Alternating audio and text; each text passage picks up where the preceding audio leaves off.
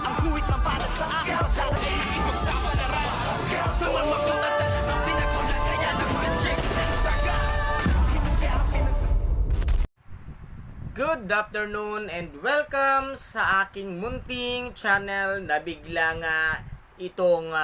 huwad na tanggol nang tanungin nga niya itong si Ramon Montenegro na hindi pa raw pala nagkakaayos ang pamilya nila at ang mga kabalyero, at matuwid naman siyang sinagot nitong si Ramon at sinabi nga niya dito ng deretsahan na oo, at darating ang panahon na magkakabangga kami ni Don Facundo, kaya't dito ay mamili ka kung saan ka papanig. At dito nga ay nasabi nitong si David na wag mo naman akong ipitin, Papa, dahil alam mo naman na pamilya ko na rin ang mga kabalyero. At dito nga ay malalagot ka ngayon na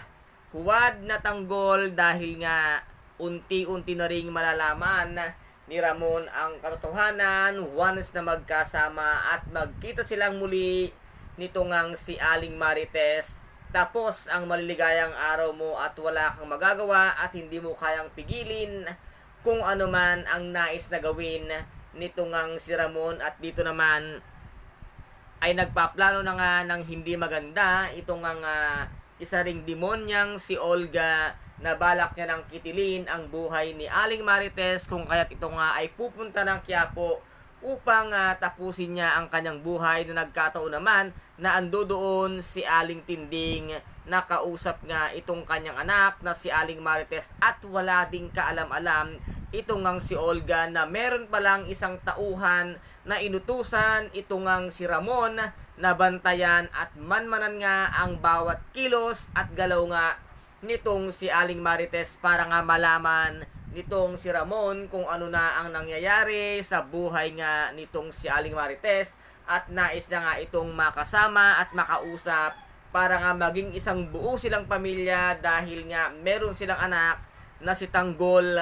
na magiging tagapagmana sa lahat ng yaman ng mga Montenegro, na ang buong akala nga ni Ramon ay yun ng totoong Tanggol ang nasa kanilang mansyon, at wala rin siyang kalam-alam na ito pala ay isang huwad na tanggol. At ang tanggol ngayon na tunay ay nagsisimula ng magpayaman at magninegosyo na mas dadaigin pa ang yaman ng mga Montenegro at ang yaman ng kabalyero, na ngayon nga ay may isang dibina na siyang tutulong